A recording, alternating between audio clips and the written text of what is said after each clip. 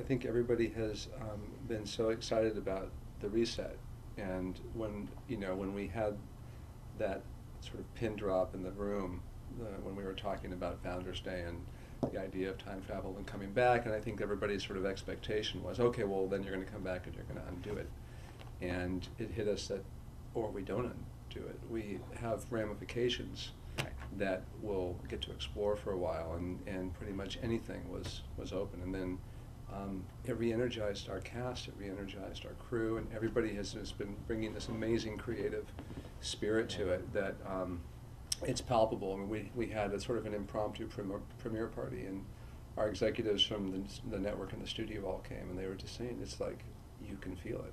And so far the fan response has been really encouraging. I'm glad that they're enjoying it, because we're certainly enjoying making it.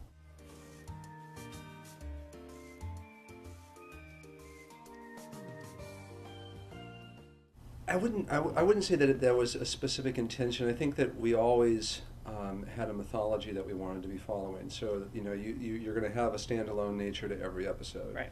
There's going to be an A-story problem that is presented that gets resolved, and ideally there are some ramifications that carry over. But for the most part, anybody could come into an episode and enjoy that. But that we wanted to have multi-episode arcs for some of our characters, and I think that the nature of a first season show, especially one that does have an investigative nature to it, is that they want them to stand alone as much as possible. Part of that is that they want to be able to reorder episodes if they want to get the stronger ones up front, which is what happened with season 1. And it really screwed up our mythology arc, because they took 5 episodes and they went like this. It was the shell game. And so the consortium storyline, the Beverly Barlow storyline, a bunch of those things that we were doing in the first 2 seasons were really dramatically affected, because they had to get cut away. They just didn't make sense out of context. So it was definitely a desire of mine going into season 2 to be able to have more of the longer arc stuff built in, so that they couldn't reorder episodes. And Bruce came on in the middle of that season as a consulting producer, and we would not let him leave again, because he was supposed to be here for 12 weeks. Yeah. He's still talking to his agents. Get me out of this gig. How is it possible? Now I'm co-showrunner. Like what the hell? That's a long time. Yeah. So, and I think that that's a huge part of this season creatively was this new partnership of the two of us. That Bruce is one of those people who came on and just got the show. He got the characters and the sensibility, and he brought, I think, a story mind to it that was essential in the direction that we've gone. And it's been great, learning from him how he runs writers' rooms, having done 20 years of television and a lot of other shows. And I knew our show. That's really the truth of it, and how I like to do things here. And I think that the combination of our backgrounds and sensibilities has made for a really great dynamic this year.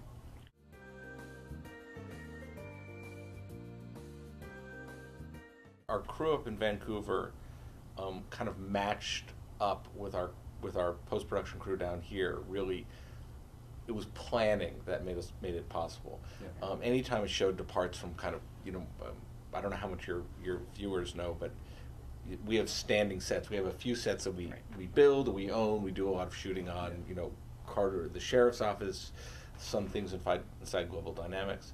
But other things, when you go to other things, either you have to go to a location or you have to build something. And so since we had a lot of lead time before the first episode, once we decided that we would like to do something in 1947, we got to we sat down, and the special effects people had good conversations with the people who were building physical sets about how much they would actually have to build, and what they could do within our budgetary restrictions. And the result was that we probably the shots where we used visual effects, or the shots of having exterior moments in 1947, were chosen 5 months before we finished the script, because we needed to know very specifically how much time we could spend on what street, whether we were doing it a day or night, how could we, and so it was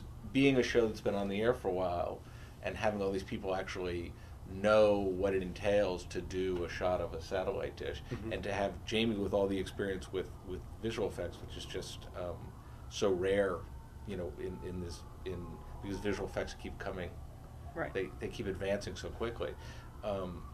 We were able to do it because we planned ahead and because we were able to incorporate all that support into the writing. If you write a script and then they just get it and they have to do it on the fly, you can't do it. You have to make all sorts of compromises. And Matt Gore, who is our visual effects producer, and Kevin Little, who's one of his partners, we have this amazing visual effects team. Robert Petrovitz, who is our producer up in Canada, and Lance King, who's our production design team, and Rick McGuire, our director of photography. They all, and Matt Hastings, got together. the director of the episode, who directed the episode and did an unbelievable job with it. And we were all able to really plan what's going to be achievable. And this wasn't a concept of Founders Day. Going back to 1947 was a concept that we had from season 1. And we didn't want to do it in season 1 because we felt like we hadn't earned it yet. You really wanted to get to know the characters and the town and all those things. And then maybe in season 2 or 3 we'd go back. And we could never afford to do it. It was like every time you brought it up, it was like, it's too expensive. Period costumes, period cars, army stuff, camp, you have to build it. We couldn't do it. And we had the opportunity to do a 2-hour movie at first this year, which we ended up not doing. And Bruce had the idea of, what if we do a version of Founders Day? Because then we could really embrace 1947 as a 2-hour movie. And then when that sort of fell through, I was like, well, now we can't do that. And he really pushed and said, well, what if we do it as a season premiere? We can maybe get a little bit more money, and we can, really kind of embrace it. And so we went for it. And I think that and it all kind of all the stuff about the changes in the timeline and all the stuff just came naturally out of that. It really did. And that's what we've been doing well this year, which is you asked about serialized versus standalone. We try just to follow what we think is cool. Yeah, it's really it. I mean, I think that the network and the studio really challenged us during the off season and said, look, if you get a season 4, this is the one where you really need to step it up. You got to find, something that's going to convince everybody that you're not just a season 4 and out show, but you're a season 4, 5, 6, 7, 8 potential show. And we knew very that. Sorry they said that. They really did. So they basically said, I think Mark Stern, he said something like, think big or go home, and go big or go home. And we I think when we sort of had that lightning in the bottle moment of, we're going to bring them back, but we're going to shift all of them 90 degrees in their lives and their roles. It's the same town, it's our same people, but the dynamics are different now, and their roles are different, and they have to adjust to it. It just opened up this giant toy box that we could explore, and that's something that we could explore for many seasons. And it's the thing that we do well on our show. Science fiction in movies is usually about the concept. Right. Science fiction on TV can be about the characters and how it affects you over the long haul. Because in a movie, they do time travel in a movie. You can always see how it affects those people over 2 hours. But we can do it over the long haul, and you get to see how complicated it would really make your life. Not really knowing your wife.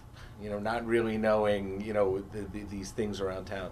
And so we were able to do it on kind of explore smaller but very interesting parts of science fiction without having to do, the Death Star blowing up.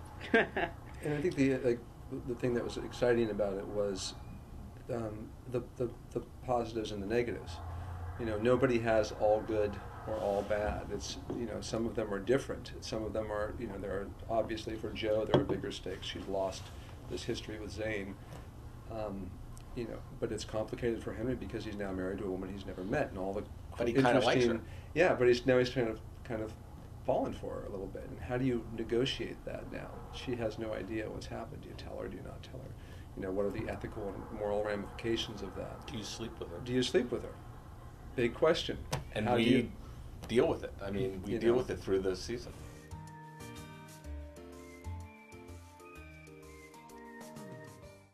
Sharing a secret doesn't necessarily pull you together.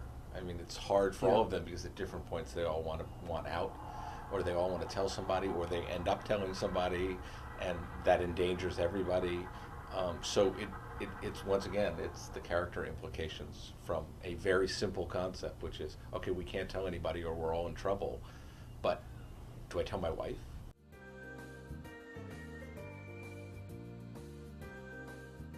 She notices something's wrong from the third episode, from the second episode on.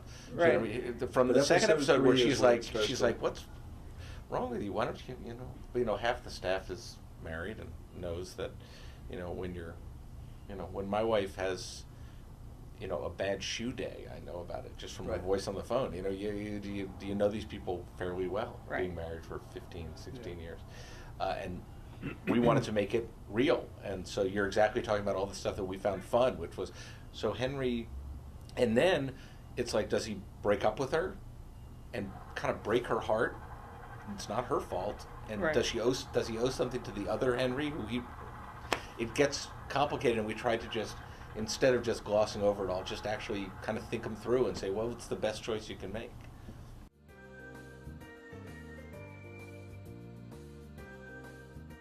It doesn't go the way you It think does not it's go the gonna way you go. expect it to. I think that one of the interesting challenges of putting these people in these new roles is how are they going to react to them? Are they going to walk away? Are they going to try to change them, or are they going to somehow embrace them and grow into them? And how he got the job, and now what does he do with the job, are very big questions that we And who was he in the explore. job, which he starts Right. to find out.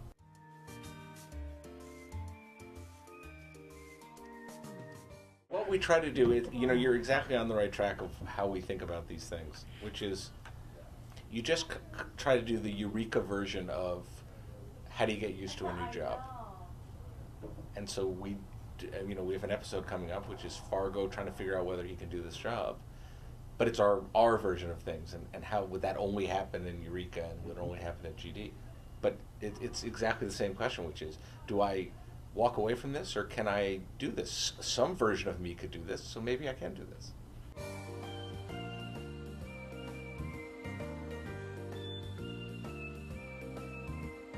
No, it's not that we're saying that it's environmental versus genetic. It's that we're saying that, and this is something that we're actually incredibly sensitive to. Mm-hmm. We did a lot of research, and I think almost everybody on the staff has either a relative Family with or autism, a friend with autism.